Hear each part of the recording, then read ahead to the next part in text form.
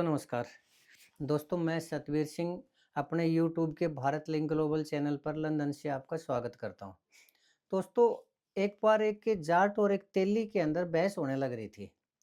तो उस बहस में दोनों को गुस्सा उठा यानी तेली को गुस्सा उठा तो उसने गुस्से में उस जाट को ये बोल दिया, जाट रे जाट तेरे सिर पे खाट। अब जाट की बारी थी तो जाट को भी गुस्सा आया हुआ था, जाट ने भी गुस्से में बोल दिया, तेली रे तेली तेरे सिर पे कोलू। तो उसकी तेली की हँसी निकल गई इस बात के ऊपर। बोला भाई ये तो आपस में तुकबंदी तो नहीं हुई। बोला तुकबंदी नहीं हुई होगी साले, तू बोझ तो मरेगा। बोझ मरने का तात्पर्य ये है कि उसके सिर के ऊपर इतना वजन है कि उसकी गर्दन टूट जाए। तो बात तो ठीक है दोस्तों। अब देखिए तकनीकी रूप से ये भले ही गलत हो, लेकिन ये इमोशनली रूप से यानी भावनात्मक रूप से बिल्कुल सही है। अब तकनीकी रूप से तो ये है कि जाट और खाट का आपस में तुकबंदी बनती है। लेकिन तेलीकर को लोग आपस में किसी भी तरह की कोई तुकबंदी नहीं बनती, लेकिन जाट था वो इस चीज़ से खुश हो रहा था कि अगर इसके सिर पे कोल्लू होगा तो वो 1 क्विंटल का होता है और इसकी गर्दन टूटेगी और ये मरेगा। तो वो खुश हो रहा था इस चीज़ के ऊपर। तो ये वही बात है कि भाई तुकबंदी हुई हो या ना हुई हो, लेकिन जाट के हिसाब से ये बिल्कुल ठीक थी। तो दोस्तों ये जो कहानी है ना, ये आजकल फिट बैठती है इनेलो के ऊपर। इनेलो के ऊपर कैसे फिट बैठते हैं कि इनेलो जो छोटी-सी भी बात होती है ना, उसको इतना बढ़ा-चढ़ाकर इतना वो कर देते हैं कि वो बात तकनीकी रूप से तो भले ही गलत हो, लेकिन इमोशनली रूप से वो बिल्कुल सही होती है।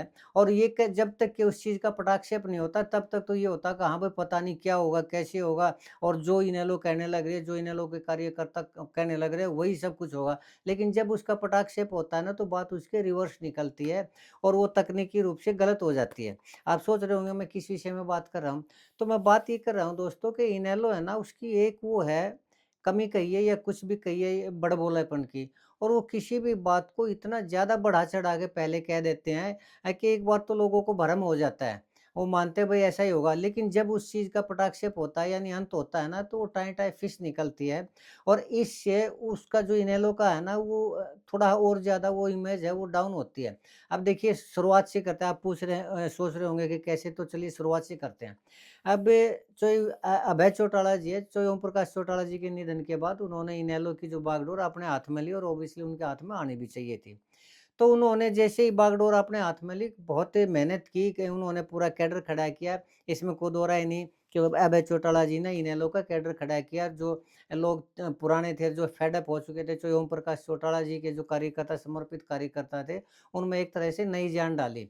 लेकिन कितनों में डाल पाए, कितनों में नहीं डाल पाए, ये वक़्त की बात है। ख़ैर लेकिन फिर उन्होंने एक रैली रखी जी, जो देवलाल जी की जयंती के ऊपर रोहतक के अंदर। तो उसमें उन्होंने ये घोषणा कर दी कि इस रैली के अंदर इतने नेता जॉइन करेंगे इनेलो को, आके लोगों की पार्टियों की आँखें फटी की फटी रह जाएँगी कि लोगों के नीचे की ज़मीन खिसक जाएगी। अब ये दोस्तों मैंने भी सुनी, देखी, पढ़ी उनकी बात, तो मुझे संभव लगा ये। क्यों संभव लगा? क्योंकि पहली बात तो ये है कि अभय चौटाला जी राजनीतिक रूप से अभी तक सक्रिय नहीं थे और उनकी क्या ताकत थी, क्या पावर थी राजनीतिक रूप से, अभी वो देखना बाकी था। दूसरा ये है कि वो दबंग आदमी है, मजबूत आदमी है और जो देवीलाल जी की विरासत और जो ओम प्रकाश जी की विरासत है, वो उनके पास आई हुई है। तो आज भी मैं मानता हूँ जो पुराने व्यक्ति हैं, वो आज भी जो देवीलाल जी के समर्थक हैं, उनको मतलब मान-सम्मान करते हैं, उनके वोटर भी हैं। और फिर उनके बाद जो ओम प्रकाश चौटाला जी, उनकी भी एक फैन फॉलोइंग है, आज भी फैन फॉलोइंग है और वो जो विरासत है, वो जो अभय चौटाला जी के पास आने लग रही है, तो ऑब्वियसली अभय चौटाला जी के लिंक खुद के भी हैं। तो इस रैली के अंदर जो मुझे भी लग रहा था कि भाई वास्तव में बहुत ज़्यादा संख्या में जो नेता हैं, दूसरी पार्टियों के नेता, बड़े-बड़े नेता वो इसमें आएँगे। और उन्होंने ये उस टाइम में ये चर्चा चल रही थी जगदीप धनखड़ जी की। तो जगदीप धनखड़ जी उनके खुद के फार्म हाउस में रहते थे। तो उन्होंने ये भी डिक्लेयर कर दिया था, या पता नहीं उनकी तरफ से कार्यकर्ताओं ने डिक्लेयर किया होगा कि पहली बार इस रैली के अंदर जगदीप धनखड़ जी बोलेंगे और अपने सारे राज खोलेंगे। तो ये भी एक चीज़ थी वह, और संभव भी था ये, क्योंकि उन्हीं के फार्म हाउस में तो वो रह रहे थे और राष्ट्रपति से वो हट चुके थे पद से, उपराष्ट्रपति के पद से वो हट चुके थे। तो बोलने का हक भी बनता है और उनको आने का भी हक पड़ता है। लेकिन जब रैली हुई दोस्तों, तो उसमें किसी ने भी ज्वाइन नहीं किया, कोई भी नेता बड़े लेवल का उसमें नहीं आया। यहाँ तक कि जो इस संपत सिंह जी, जिनके बारे में ये क्लियर हो चुका था और कांग्रेस ने उनको वार्निंग दे दी थी कि आने वाले टाइम में इनके ऊपर अनुशासनात्मक कार्रवाई होगी, तो इनको पार्टी से निकाला जाएगा। वो रैली में तो आए, लेकिन सबको ये लग रहा था कि वो रैली में ज्वाइन कर लेंगे, इनेलो ज्वाइन कर लेंगे, लेकिन उन्होंने भी रैली ज्वाइन नहीं की। बाद में तो चाहे कभी भी ज्वाइन कर लो, इस चीज़ की वैल्यू नहीं है, लेकिन उस दिन उन्होंने ज्वाइन नहीं की। और न ही उपराष्ट्रपति जगदीप धनखड़ जी आए। तो इससे थोड़ा-सा ये लगा कि जो जो अभय सिंह चौटाला जी हैं ना, कुछ थोड़ा ज़्यादा तो नहीं बोल दिया। और लग भी रहा था जब कोई भी नहीं आया, हालाँकि भीड़ चाहे जितनी भी जुटाई हो, भीड़ के मामले में पहली रैली थी, उसके हिसाब से हम उस रैली को सफल भी कह सकते हैं। लेकिन नेता कोई नहीं आया, तो थोड़ा-सा ये फ़ील हुआ है कि अभय चौटाला जी है ना, शायद जोश-जोश में ज़्यादा बोल जाते हैं।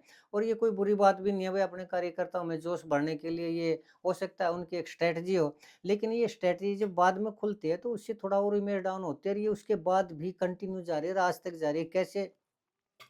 कि जब भी कोई भी किसी भी दूसरी पार्टी से, विशेष रूप से कांग्रेस से कोई नेता जुड़ के आता है, तो एक तो उनके कार्यकर्ता हैं, वो इतना ज़्यादा शोर मचा देते हैं कि देखिए इतने बड़े-बड़े नेता आने लग रहे हैं, वो नेता आने लग रहा है। जबकि उनकी जो अगर थोड़ा-सा उनके बारे में रिसर्च की जाए, तो वो चले हुए कारतूस होते हैं, उनका खुद का कोई वजूद नहीं है। कांग्रेस पार्टी उनको नहीं पूछती, दूसरी पार्टियाँ उनको नहीं पूछती, और वो भी ऐसे लोगों से पीछा छुड़ाना चाह रही है, और वो भी इनेलो के अंदर आने लग रहे हैं।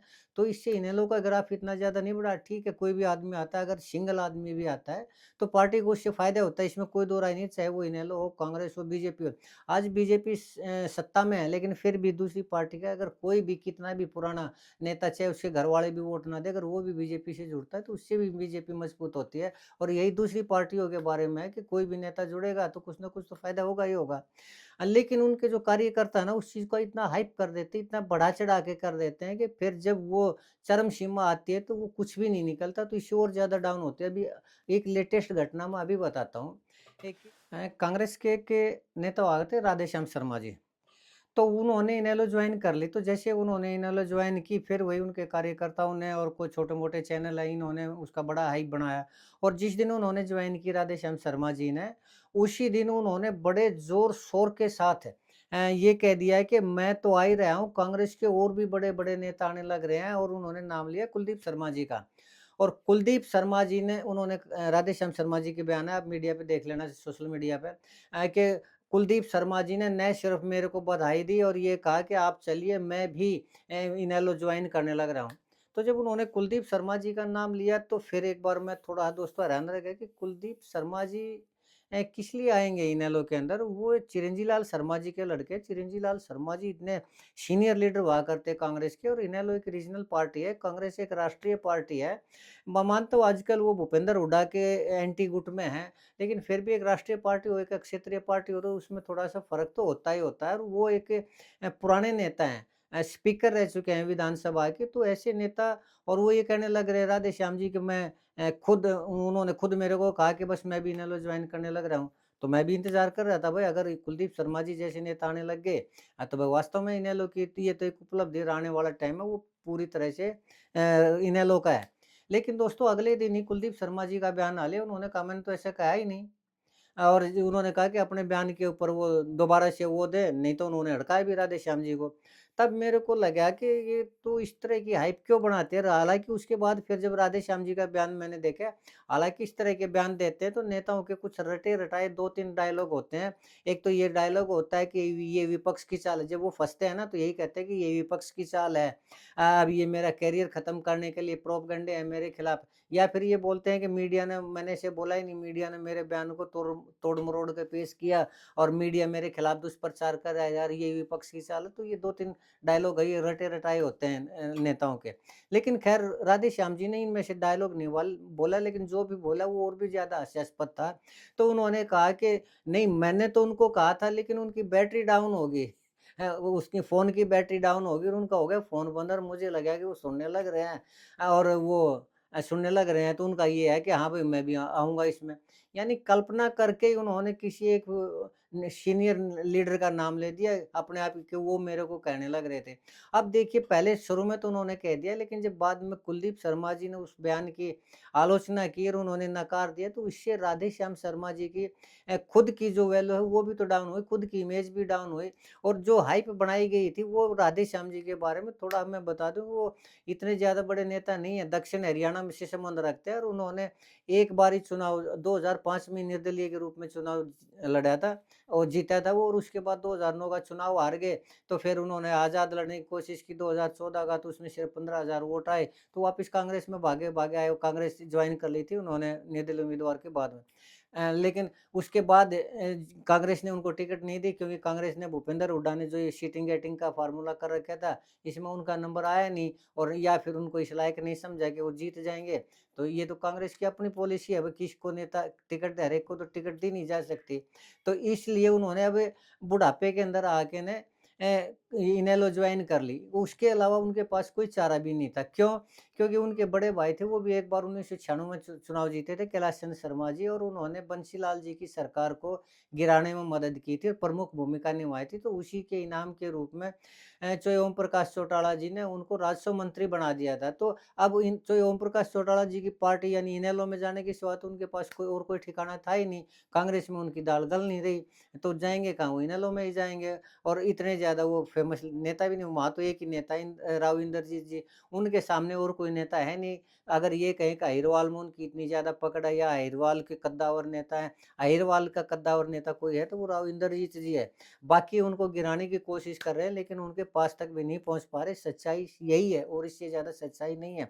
लेकिन ख़ैर दोस्तों, कहने का तात्पर्य ये है कि जो ये हाइप बनाई जा रही है, इनेलो की तरफ से जो हाइप बनाई जा रही है, ये इनेलो के लिए ही घातक है, जो अभय चौटाला जी के लिए घातक है। क्यों? क्योंकि अभी अभय चौटाला जी की जो राजनीतिक ताकत की जो मुट्ठी है, वो बंद है, और वो अब धीरे-धीरे खुलने लग रही है। धीरे-धीरे लोगों को ये पता लगने लग रहा है कि जो ये कह रहे हैं, वास्तव में वैसा नहीं हो रहा।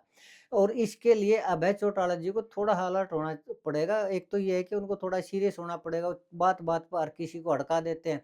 अभी कल ही में एक बयान, पता नहीं उन्होंने दिया या नहीं दिया, वो देखने लग रहा था कि अभय चौटाला जी ने ये कहा है कि मैं 80-90% इनेलो की घर वापसी करवा दूँगा और बीजेपी का वो हाल कर दूँगा कि बीजेपी समय से पहले छोड़ के अपनी सरकार को छोड़ के भाग जाएगी। तो ये बड़बोलेपन के सिवा और कोई भी नहीं है। इस तरह के बयानों से मुझे ऐसा लगता है कि अभय चौटाला जी को थोड़ा-सा रोकना चाहिए अपने आप को। क्यों? क्योंकि ये सिर्फ़ इनेलो का नुकसान नहीं है, सिर्फ़ जो अभय सिंह चौटाला जी का नुकसान नहीं है, ये जाट कम्युनिटी का भी नुकसान है, क्योंकि जाट कम्युनिटी अपना एक मजबूत नेता चाहती है, और वो अभी परख रही है, देख रही है अभय सिंह चौटाला जी को। अजय चौटाला जी को नहीं देख रही। क्यों? क्योंकि अजय चौटाला जी ने जो जनमत का विश्वासघात किया था ये दुष्यंत ने, उसके रूप में वो और भी ज़्यादा डाउन जाते जा रहे हैं, और अगर किसी जाट कम्युनिटी को बढ़ने की संभावना लग रही है, तो वो अभय सिंह चौटाला जी की लग रही है। तो वो परखने लग रहे हैं अभय सिंह चौटाला जी को। अगर यही हाल रहा, वो बड़बोलापन रहा, या फिर ऐसे डिक्लेयर करके ने फिर बाद में वो मामला टाई-टाई फिश होता है, तो ये इनेलो की इमेज के लिए, खासकर जो ये अभय सिंह चौटाला जी की इमेज के लिए थोड़ा-सा ठीक नहीं रहेगा। मेरे हिसाब से तो उन्हें पॉलिसी अपनानी चाहिए। मोदी की चाहे कुछ भी हो जाए, कैसा भी हो जाए, वो चुप रहते हैं। तो अभय चौटाला जी को थोड़ा शांत रहना चाहिए। बाकी अभय चौटाला जी इतने सीनियर वो हैं, इतने बड़े राजनीतिक घराने से आते हैं, उनको एक्सपीरियंस है, उनको ज़्यादा बेहतर पता होगा। लेकिन मुझे ऐसा लग रहा है कि हर बात को बढ़ा-चढ़ा के थोड़ा उनको अपने वर्करों को भी थोड़ा हाँ ये कहना चाहिए कि भाई वो उतनी ही बात को करे जितनी कि बाद में उस चीज़ की इससे इमेज डाउन ना हो, तो ये ज़्यादा बेटर रहेगा। बाकी ये है कि इनेलो है, इनेलो जाने, भाई अभय चौटाला जी जाने, लेकिन जाट कम्युनिटी एक उनकी तरफ थोड़ा-सा उम्मीद से तो देख ही रही है कि अभय चौटाला जी किस तरह उभरते हैं, कैसे करते हैं, और अगर वो डाउन होते हैं, तो जाट कम्युनिटी की जो उम्मीदें हैं, वो भी थोड़ा-सा डाउन तो होती ही होती हैं। बाकी देखिए दोस्तों, आने वाले टाइम में क्या होता है, कैसे होता है, देखते हैं। आज के लिए इतना ही। मुझे उम्मीद है कि आपको मेरा ये विश्लेषण पसंद आया होगा। अगर आपको लगता है कि मैं सही कह रहा हूँ, तो आपसे अनुरोध है कि आप मेरे इस वीडियो को लाइक करें, शेयर करें, कमेंट करें दोस्तों। और चलते-चलते एक निवेदन और करना चाहूँगा कि आप मेरे इस चैनल को सब्सक्राइब ज़रूर करें। आपने मेरा ये वीडियो देखा, इसके लिए आपका बहुत-बहुत धन्यवाद। नमस्कार, जय हिंद, जय भारत।